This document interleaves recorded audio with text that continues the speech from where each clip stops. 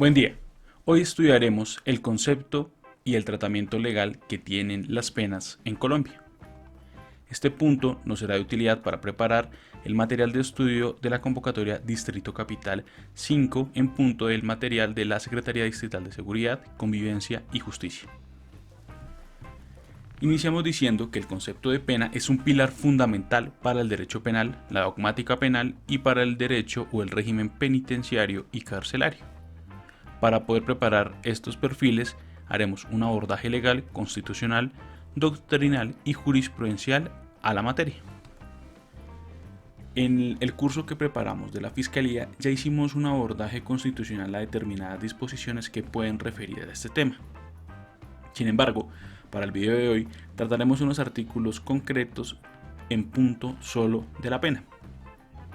El artículo 11 nos señala que no habrá pena de muerte en Colombia. El artículo 12 nos señala que nadie podrá ser sometido a desaparición forzada, tortura, trato cruel y sobre todo a penas crueles, inhumanas o degradantes. El artículo 28 señala que toda persona es libre. Nadie puede ser molestado en su persona o familia ni reducido a prisión o arresto, ni detenido, ni su domicilio registrado, sino en virtud de mandamiento escrito de autoridad judicial competente con las formalidades legales y por motivos previamente definidos en la ley. La persona detenida preventivamente será dispuesta a disposición del juez competente dentro del término de 36 horas siguientes para que éste adopte la decisión correspondiente en el término que establezca la ley. Destacamos, en ningún caso podrá haber detención, prisión, ni arresto por deudas, ni penas y medidas de seguridad imprescriptibles. El artículo 29, que nos habla del debido proceso, nos señala, entre otras, que nadie podrá ser juzgado sino conforme a leyes preexistentes al momento del acto que se le imputa ante un juez o tribunal competente y con observancia de las formas propias de cada juicio.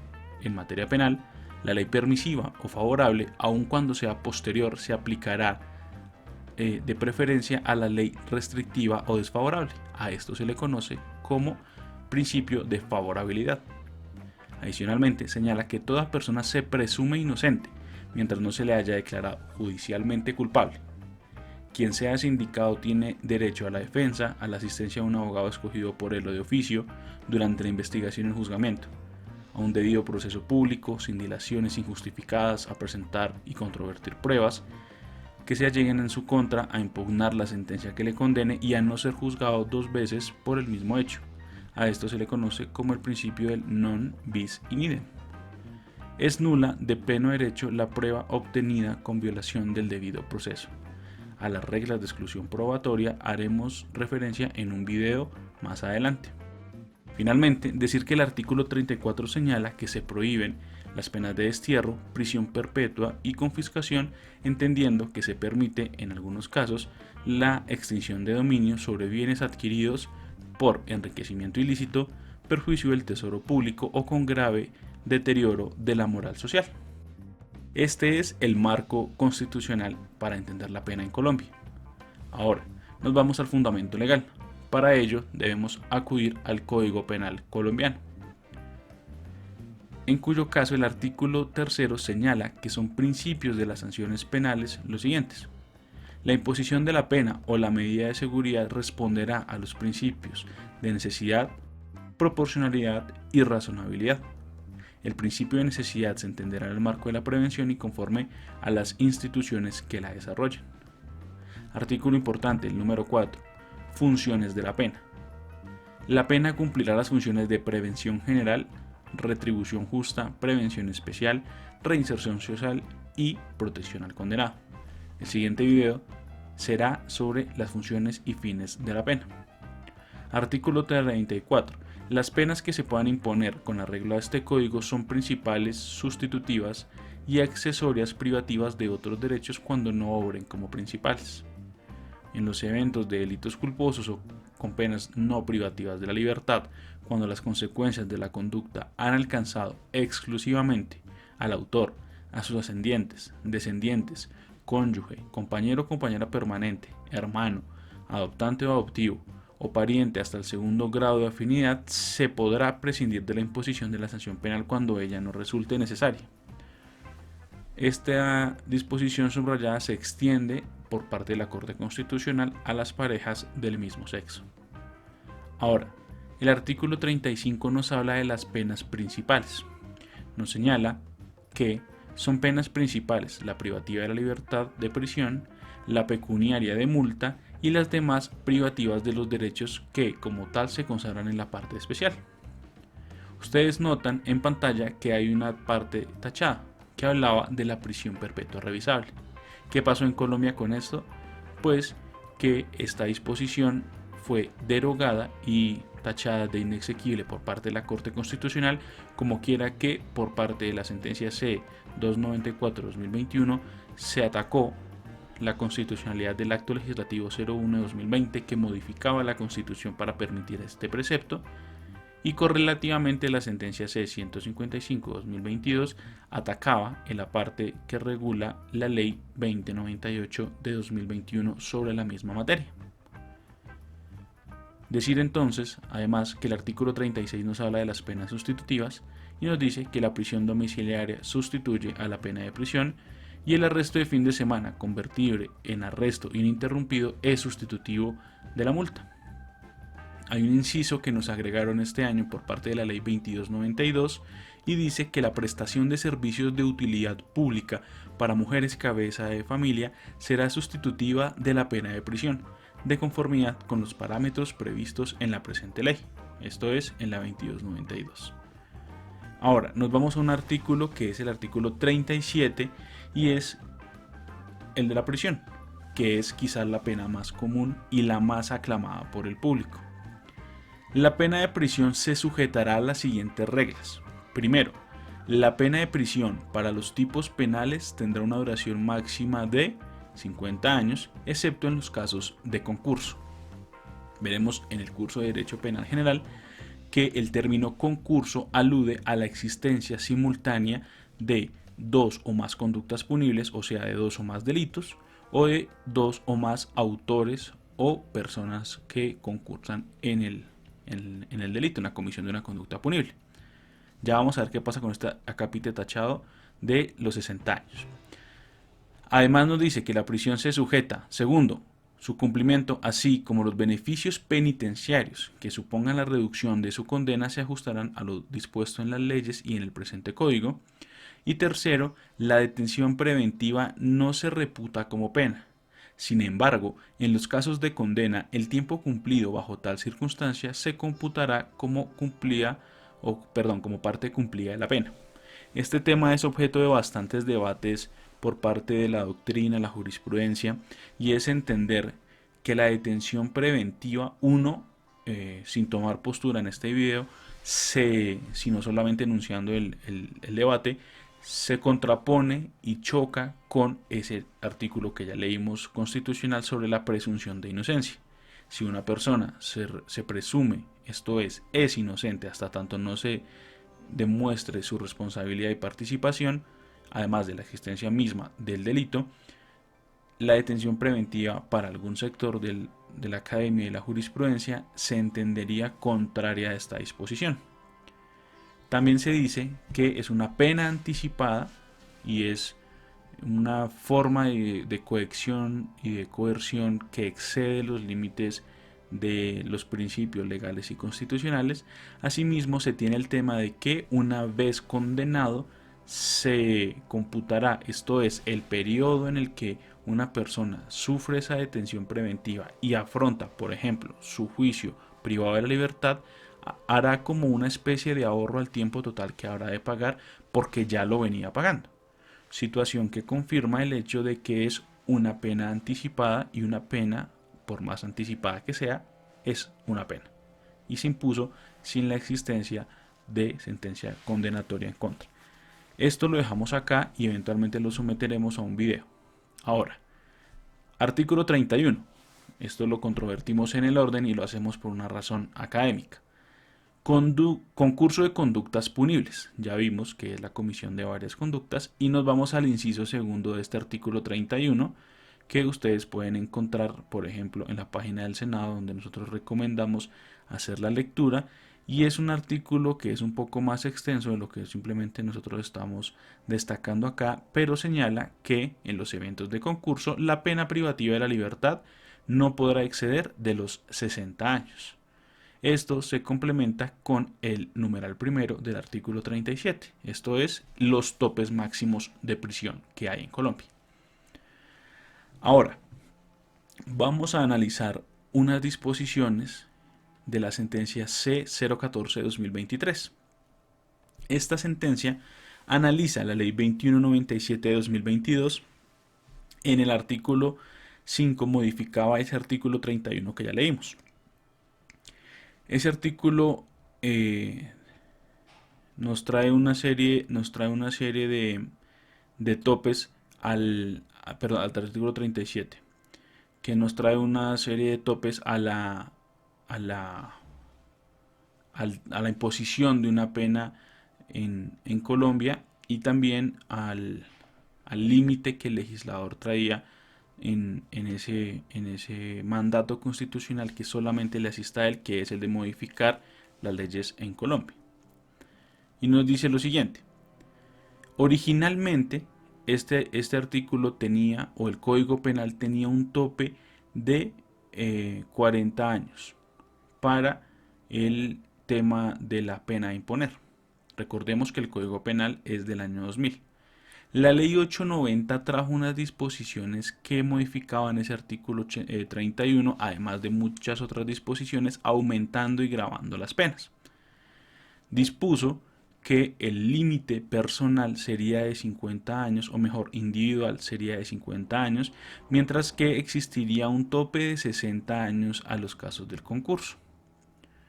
Esta disposición se mantuvo así hasta el año 2021 con la ley 2098, que trajo 50 años para el caso individual, los 60 años para el caso de concurso y la prisión perpetua revisable, que como ya vimos tiene ese tratamiento en relación al tope con el acto legislativo derogado por la ley, declarado inexequible por la sentencia C-294 de 2021, y la ley correlativa fue en esta disposición declarada inexequible por la sentencia C-155 de 2022. Entonces, en 2022, la ley 2197 pretendió traer el aumento de la pena individual consagrada en el artículo 31 a los 60 años. ¿Qué pasó? La ley fue objeto de inexequibilidad por parte de la sentencia C-014 de 2023, dejándonos la pena en los 50 años, que ya referimos individual, y manteniendo los 60 años como tope máximo en el caso de los concursos. De nuevo, este artículo 31 lo recomendamos leer así. Esto que acabo de sintetizar en el cuadro no es otra cosa que hacer una lectura, uno, de las sentencias y de la legislación anterior que trae la página del Senado en este artículo.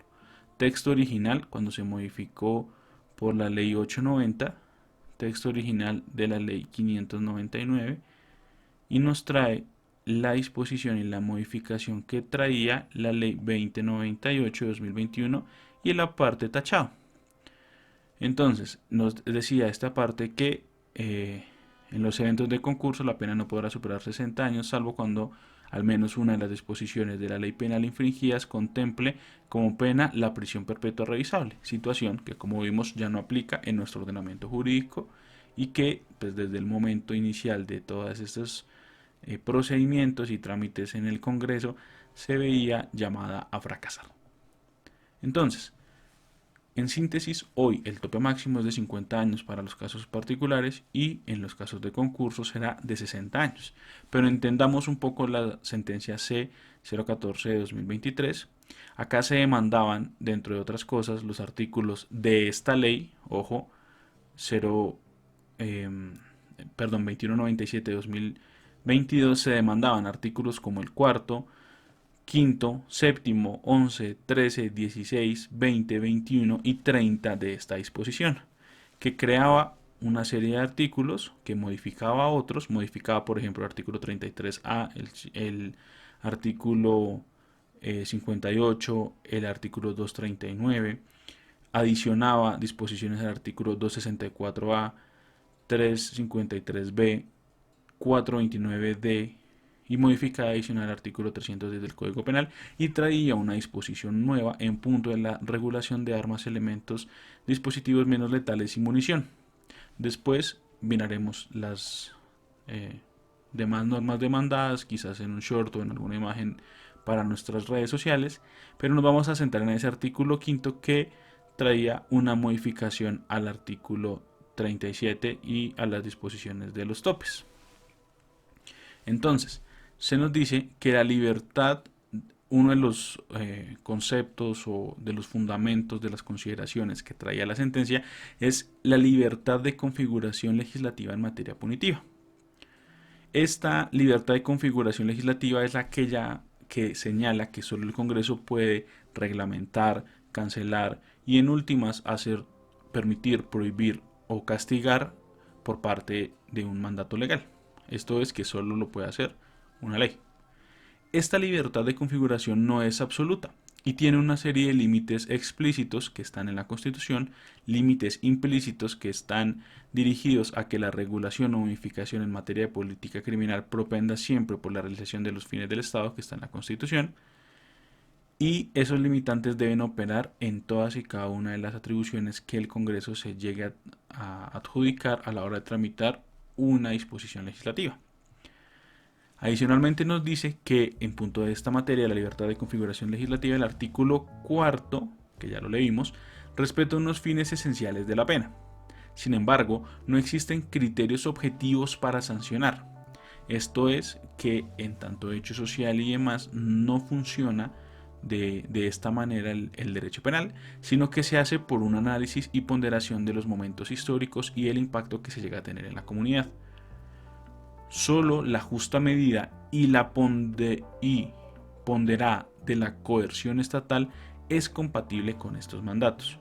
Dicho de otra manera, no hay unos parámetros totalmente ciertos, infalibles y de un grado de comprobación alto en el sentido que quizás opera otro tipo de disciplinas como las ciencias, la física, la química, la biología, sino que en tratándose de estas materias, del derecho y sobre todo del derecho penal, hay que entender el momento histórico y el impacto que tiene en la comunidad una determinada norma penal.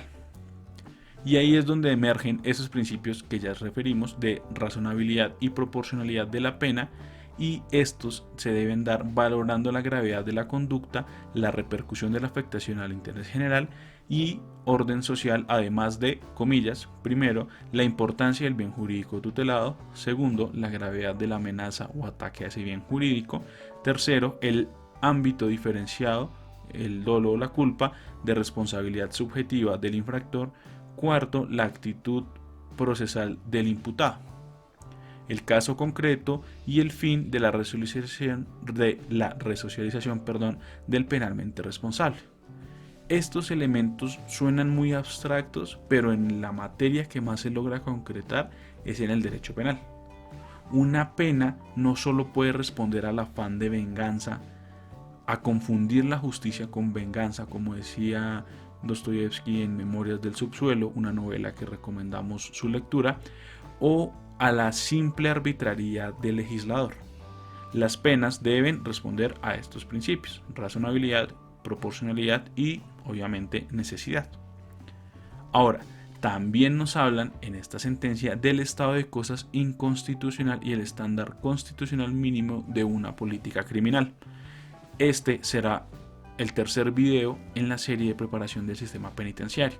El estado de cosas inconstitucional en materia penitenciaria refiere al hacinamiento, a las condiciones de las cárceles, de las penitenciarías en Colombia, y ha sido declarado en 3 momentos. Lo someteremos a un video en otro espacio de este canal. Hace un análisis a los antecedentes legislativos, que es una de las situaciones interesantes que traen normalmente las sentencias de constitucionalidad, porque explican la exposición de motivos, la referencia que se dio en los debates en el Congreso, la intención del legislador, ese espíritu del legislador del que tanto se habla, y en punto se toma el cargo de los 60 años y el aumento a ese tope de los 60 años no tanto en el concurso sino en la pena individual. Entendamos entonces que se trata pues de una lectura de estos artículos que vimos anteriormente y el cargo vulnerado que escogimos para, o mejor, que se adapta a la materia de esta clase, es el que elevaba el tope máximo de los 60 años para una persona. Ustedes entenderán que será haciendo un análisis superfluo, si una persona es condenada a este tope de 60 años, en el mejor de los casos, tendría 78 años al salir de la prisión. Es de la penitenciaría. Esto lo toma en cuenta la Corte porque es un argumento que trae el demandante, pero no señala una serie de factores para entender por qué esta disposición, además de ese criterio, vulnera los principios y preceptos constitucionales. Entre otras, nos dice que no impone una pena por la comisión de una conducta punible en específico. Esta norma lo que sí hacía era que, si bien se está persiguiendo un fin constitucional importante, o sea, prevenir, amenazar con la sanción, esta finalidad no se advierte, digámoslo, conducente y pertinentemente en relación con aumentar este tope. Las solas estadísticas no son un material empírico para soportar la idoneidad y la proporcionalidad de la medida. Entender la reincidencia, la tasa de criminalidad, etc., no es un argumento suficiente ni un argumento de conocimiento para poder soportar el aumento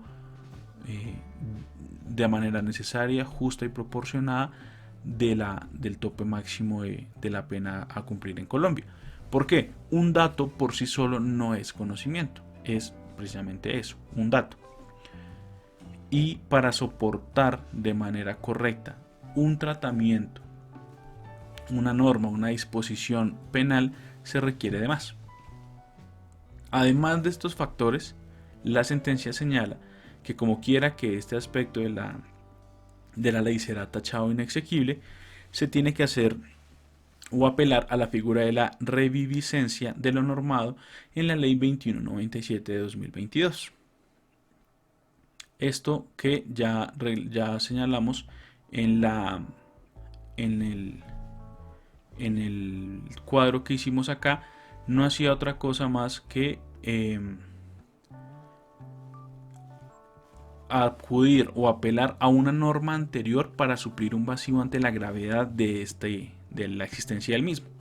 Esta figura ya la habíamos estudiado en el canal en punto de qué pasó con el Código de Procedimiento Administrativo y de lo contencioso administrativo en lo que reglamentaba el derecho de petición. Esto está, dicho sea de paso, en una clase extensa en el concurso de la Fiscalía y en un video en corto en el canal. Ahora, como última disposición legal, nos vamos a ir al Código Nacional Penitenciario y Carcelario, artículo 4, medidas de seguridad, modificado por la Ley 1709 de 2014, que señala: son penas privativas de la libertad las previstas en la ley para los imputables, como la prisión y el arresto. La prisión es la pena privativa de la libertad impuesta mediante sentencia como sanción por la comisión de un delito y se cumple en un establecimiento penitenciario o en el lugar de residencia o morada del condenado o en el lugar que el juez determine. El arresto es la pena privativa de la libertad impuesta como sustitutiva de la pena de multa como unidad de multa y se cumple en los establecimientos especialmente destinados para este efecto o en el lugar que el juez determine. La pena de prisión podrá ser intramural o domiciliaria. La prisión domiciliaria es sustitutiva de la prisión intramural. Son medidas de seguridad las aplicables a los inimputables conforme al Código Penal. Parágrafo primero.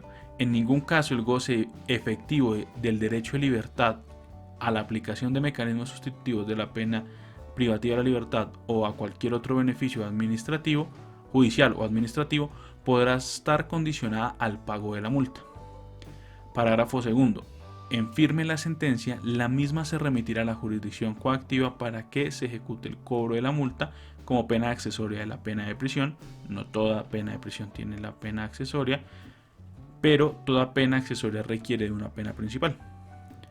Parágrafo tercero. En los eventos en los cuales la persona condenada carezca de los medios de pago para la multa, el juez dispondrá que preste un servicio no remunerado en beneficio de la comunidad. Las entidades territoriales, dicho sea de paso, recordemos que estamos en la jornada de elección y la importancia del mismo para la preparación de los concursos. Las entidades territoriales informarán a los jueces de ejecución de penas sobre los trabajos que puedan prestar las personas que carezcan de medios para el pago de la multa. Es pues el tratamiento legal que tiene la pena en Colombia. Ahora, en el siguiente video que esperamos subir a renglón seguido, trataremos a profundidad el concepto de multa en la doctrina y de pena en la doctrina y los fines y legitimaciones que llega a tener este mismo, y el tratamiento del artículo cuarto, las funciones de la pena. Lo que queremos entender de momento es que las penas en Colombia se rigen por unos fundamentos legales, constitucionales e incluso jurisprudenciales para entender la materia. Las penas es un tema relevante, importante, porque la libertad y otros derechos, otros bienes jurídicos que se merman al interior de la noción misma de pena son, muy abstractos si lo pensamos, pero muy concretos al momento en que se lleva a cabo en un proceso. La libertad de una persona y la propia no la sentimos hasta tanto no se vea amenazada, bien con la prisión, bien con la domiciliaria, y miraremos todas estas figuras para entender el tema. El populismo punitivo, el afán de prisión, si se cumple o no con los fines, qué pasa con el hacinamiento de nuestras penitenciarías y cárceles, todo esto en videos más adelante. De momento dejamos esta primera clase acá de las penas solo como referente normativo. Más adelante haremos un video de dosimetría y dosificación de la pena judicial. Esto es para entender cómo se individualiza y cómo se determina una pena en concreto. Por su atención, muchas gracias, esperamos que sea de utilidad y nos vemos en el próximo video. Buen día.